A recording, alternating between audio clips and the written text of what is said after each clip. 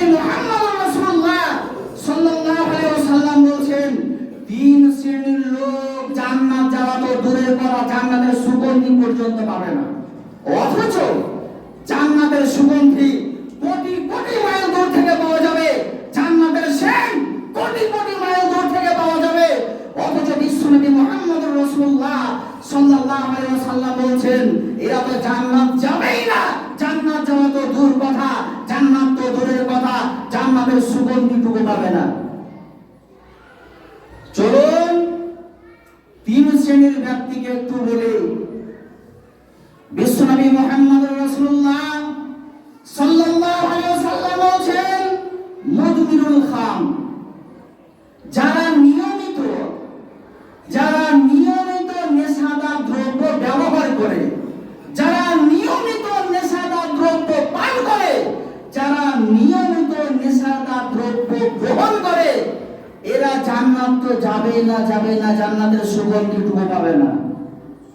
কে? যে এই হাতে মদের গ্লাস ধরলো, যে এই হাত দিয়ে বিড়ি ধরিয়ে গেল, যে এই হাত দিয়ে সিগারেট খেল, যে এই হাত দিয়ে জর্দা তামাক গুড় খেল, এদের কথা বলা হচ্ছে এরা তো জান্নাতে যাবেই না, জান্নাতের সুগন্ধিটুকু পাবে না। অথচ আপনি দাবি করেন আমি হলাম আশরাফুল মাখলুকাত, আমি হলাম সর্ব উৎকৃষ্ট প্রাণী, আমি সর্ব উৎকৃষ্ট মানুষ। অথচ আপনি যে জিনিসগুলোকে নবী মুহাম্মদ রাসূলুল্লাহ সাল্লাল্লাহু আলাইহি ওয়াসাল্লাম হারাম করেছেন, কি লজ্জায় আপনি সেই জিনিসগুলোকে ব্যবহার করতে পারেন? আপনি মুখে দাবি করেন যে আমি নবী সাল্লাল্লাহু আলাইহি ওয়াসাল্লামকে খুব ভালোবাসি, আমি খুব ভালোবাসি, কিন্তু আপনি ভালোবাসেন বটে, কিন্তু আপনি 5 পয়সার মূল্যায়ন করেন না। তাহলে যারা নিয়মিত নেশাদার দ্রব্য পান করে এরা জান্নাতেই যাবে না, সেন্টি পাবে না জান্নাতে। দ্বিতীয় নাম্বার, যারা পিতামাতার অবাধ্য সন্তান, যারা পিতামাতার অবাধ্য সন্তান, আব্বা তোমাকে ডান দিকে বলে যেতে তুমি যাও বাম দিকে, আব্বা তোমাকে বসতে বললে তুমি দাঁড়িয়ে চলে যাও। এক কথায় আব্বা তোমাকে যেটা বলে, মা যেটা তোমাকে বলে, এটা তোমার কর্ণ কুহুরে ঢুকে না। মা তোমাকে যেটা বলে এটা তোমার পছন্দ হয় না, আব্বা তোমাকে যেটা বলে সেটা তোমার পছন্দ হয় না। এর অর্থ হলো যারা পিতামাতার অবাধ্য সন্তান তারা জান্নাতে যাবেই না, জান্নাতের সুগন্ধিটুকু পর্যন্ত পাবে না। নাম্বার 3, অদায়ুস, যারা দায়ুস হবে, এই দায়ুস যারা হবে এরা জান্নাতে যেতে পারবে না, জান্নাতের কাছে পৌঁছাতে পারবে না।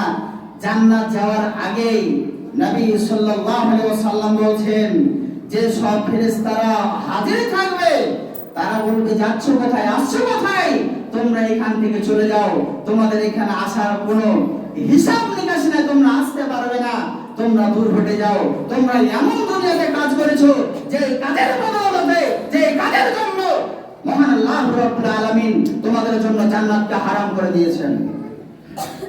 দায়ুস কি? চলুন এবার আপনাদেরকে বলি দায়ুস কাদেরকে বলা হয়। ছেলে জন্ম দিলে বাপ হওয়া যায় না, ছেলে জন্ম দিলে যে বাপ হয়ে গেলেন, আহামরি কাজ করলেন তা কিন্তু নয়। ছেলে পাগলা জন্ম দেয়, ছেলে পাগলি জন্ম দেয়, পাগলিনী যারা আছে ওরা বাচ্চা জন্ম দিতে পারে, ওরা বাচ্চা জন্ম দিয়ে ছেড়ে দেয়। আপনিও পাগলিনীর চাইতে মোটেই ভালো নন, আপনি পাগলিনীর চাইতে মোটেই ভালো হতে পারেননি, আপনি পাগলিনীর চাইতেও খারাপ। কে?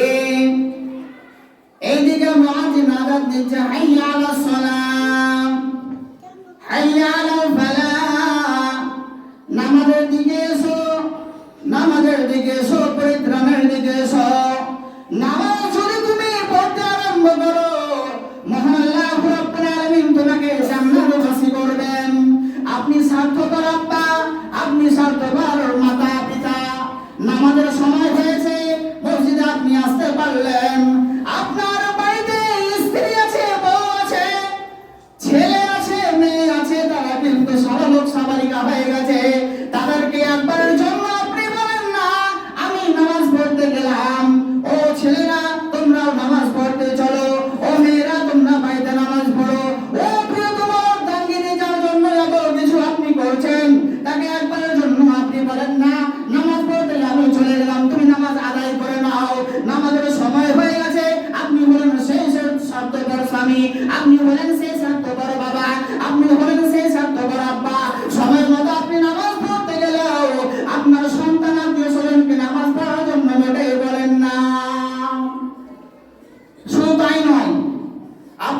ছেলে মেয়ে বড় হয়েছে, সাবালক সাবালিকা হয়েছে, আপনার অগোচরে বাড়ির বাইরে কি করে না করে আপনি মোটেই খোঁজ নেন না। আপনার সামনে আপনার ছেলে অনৈতিক কাজ করছে, তারপরে কিছু বলেন না আপনি। আপনার সামনে আপনার অগোচরে আপনার মেয়ে অনেক কিছু করছে, আপনার স্ত্রী অনেক কিছু করছে, তবুও তাদেরকে আপনি একবারের জন্য শাসান না, তাদেরকে আপনি একবারের জন্য সাবধান করেন না, তাদেরকে আপনি একবার প্রশ্ন করেন না তোমরা যে কাজটা করছো কাজটা ভালো হচ্ছে কি, তোমরা যে কাজটা করছো এটা শরীয়ত বহির্ভূত হতে পারে, এরকম কাজ করলে আল্লাহ রাব্বুল আলামিন আমাদেরকে মেনে নেবেন না, আমাদের পরিবার যে কোনো সময় ধ্বংস হয়ে যেতে পারে। আপনারা বলেছেন এই কোয়ালিটির মানুষদেরকে বলা হচ্ছে দায়ুস, যারা নিজের স্ত্রীকে কন্ট্রোল রাখতে পারে না, যারা নিজের ছেলেকে কন্ট্রোল রাখতে পারে না, যারা নিজের মেয়েদেরকে কন্ট্রোল রাখতে পারে না, এদের কথা বলা হচ্ছে এরা দায়ুস। 14 বার নামাজ পড়লে কি হবে, তাহাজ্জুদের নামাজ পড়লে কি হবে, কিছু না করলে আপনি যদি মরে যান আপনার জন্য জাহান্নাম অবধারিত, আপনি মরলেই জাহান্নামে চলে যাবেন। আমরা অনেকে বলে মানুষ মরবে, হিসাব কিতাব হবে, তারপরে জান্নাত জাহান্নাম। জি না, কোন ব্যক্তি বলছেন যে বাড়িতে নামাজ নাই, যে বাড়িতে ভালো ব্যবহার নেই, যে বাড়িতে আল্লাহর কোনো কথাবার্তা হয় না, যে বাড়িতে আল্লাহর নবী সাল্লাল্লাহু আলাইহি ওয়াসাল্লামের কথা কোনো লেনদেন হয় না, এই বাড়িটা জাহান্নামের চাইতেও খারাপ, জাহান্নামের চাইতেও নিকৃষ্ট।